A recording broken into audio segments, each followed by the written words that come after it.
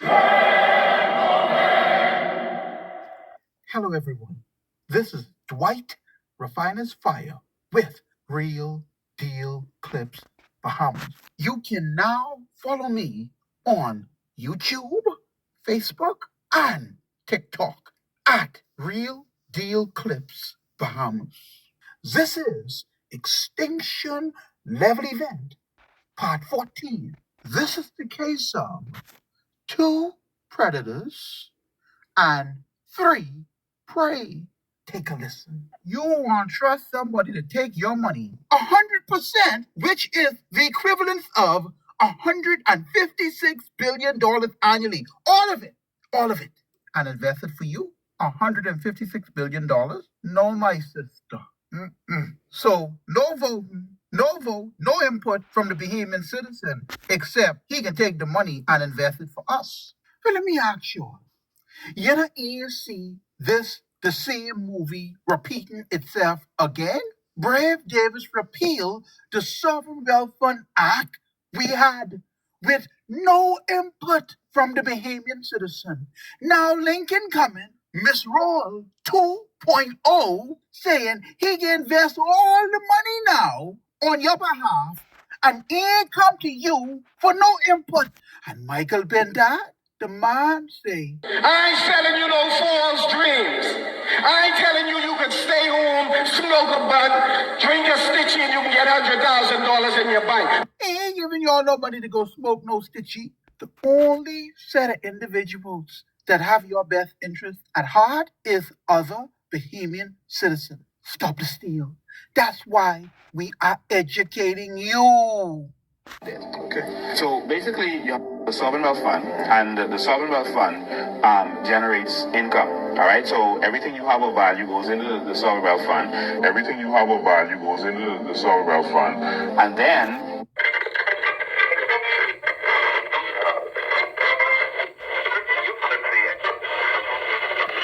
Now, listen to me, good Bahamian citizen. The clip that you're about to hear almost caused Fred Mitchells to get thrown out of the cabinet because he was not supposed to say what you fixing. Hear him say, I heard allegedly that all of their belly break down on them in the cabinet, and Glenys Hanna allegedly studies on herself.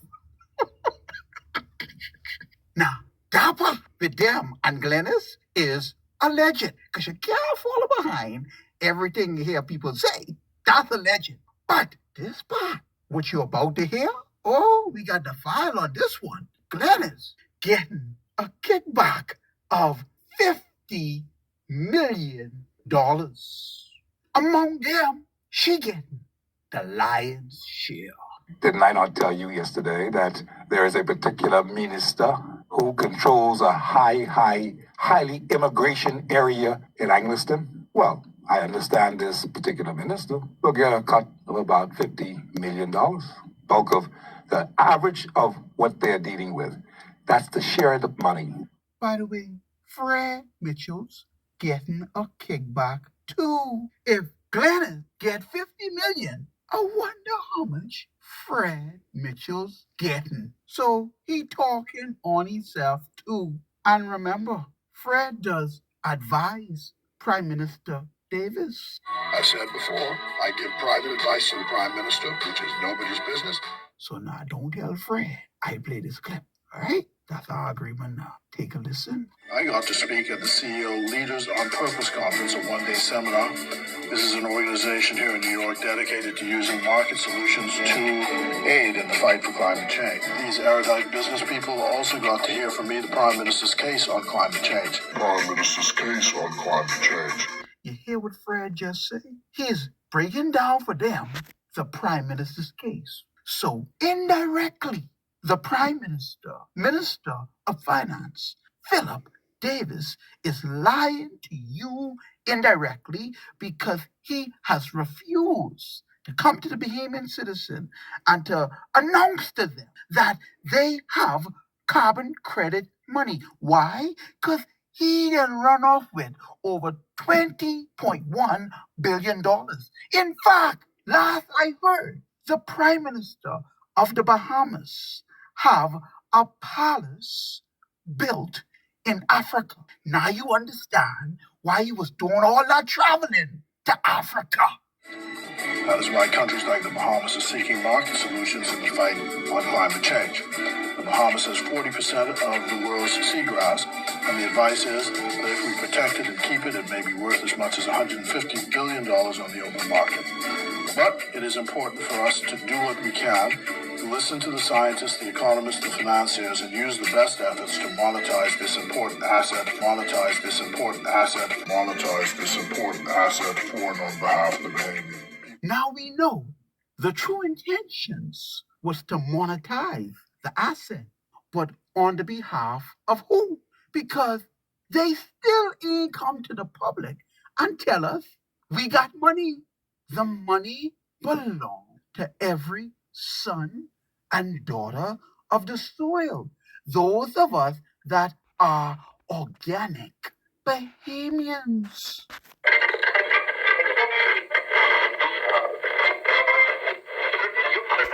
The statement that you're about to hear justifies why Fred Mitchell's calls him and them Coalition of Idiots, party calling itself COI, the chief of the idiots. And why? Because nobody can tell him no better than what he's saying. Nobody inside the party now could pull his coat and say, bruh, that don't make no sense. What you saying? Retract the statement. Listen for yourself. Okay. So basically, you have the sovereign wealth fund, and the sovereign wealth fund generates income. All right. So everything you have of value goes into the sovereign wealth fund. Everything you have of value goes into the sovereign wealth fund, and then you trade your income on the market.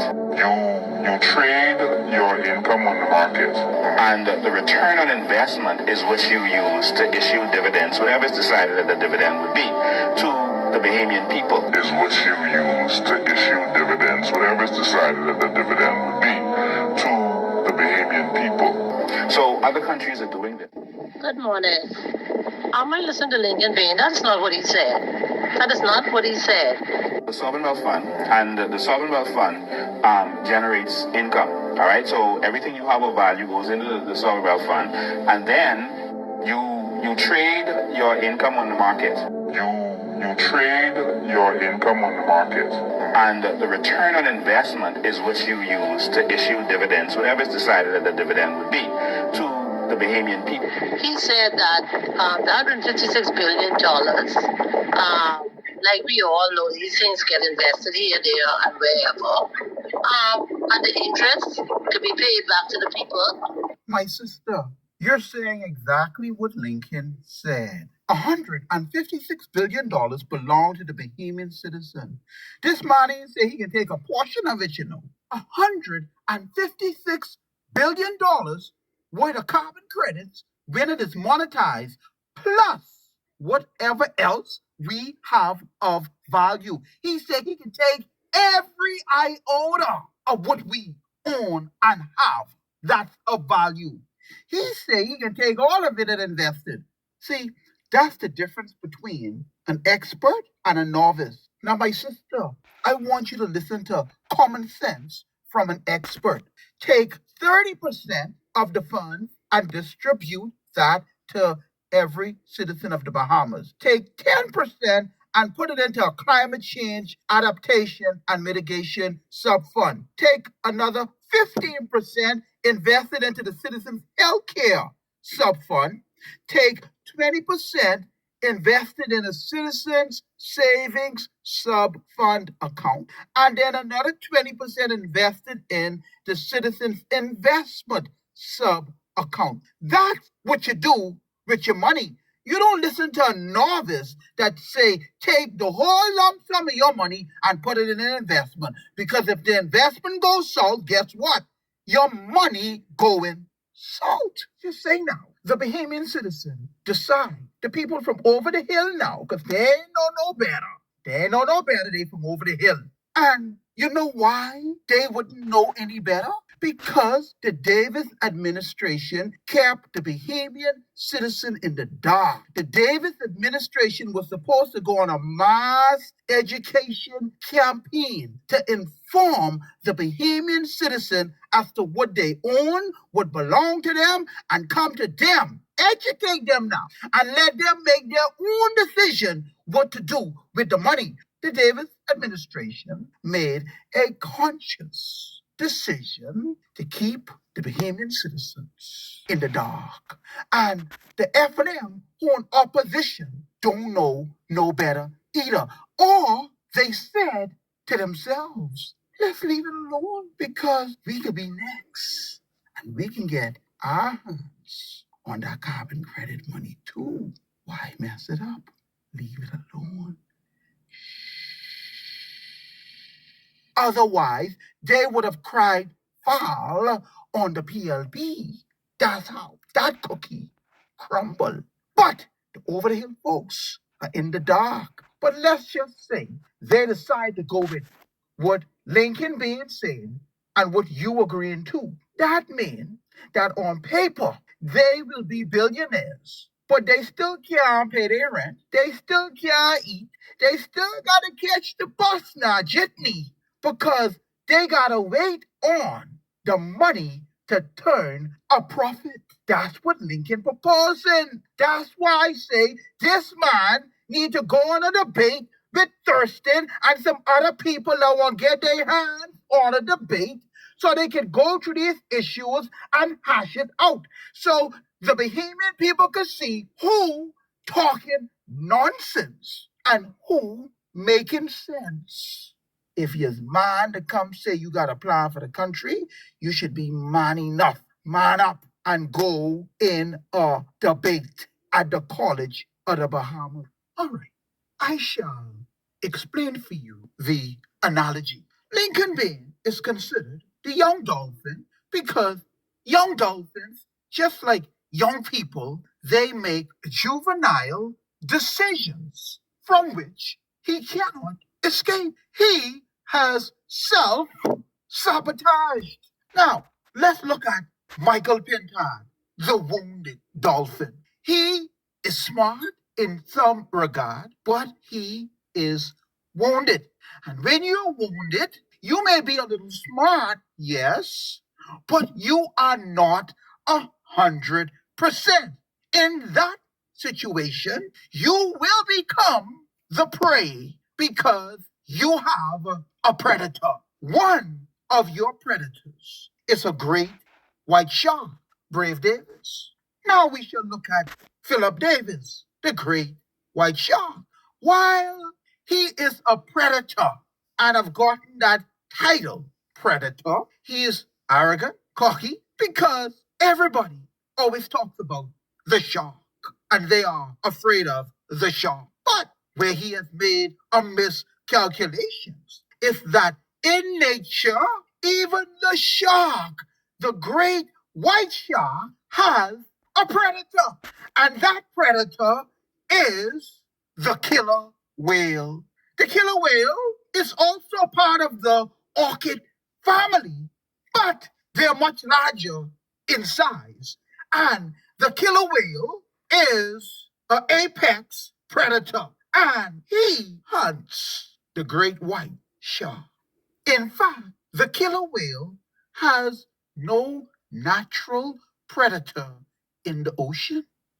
Nature has already determined the outcome, and nature got her instructions from the I am that I am, the one that set everything in motion. Need I say more? And yes, you can go against nature, but it will be to your demise.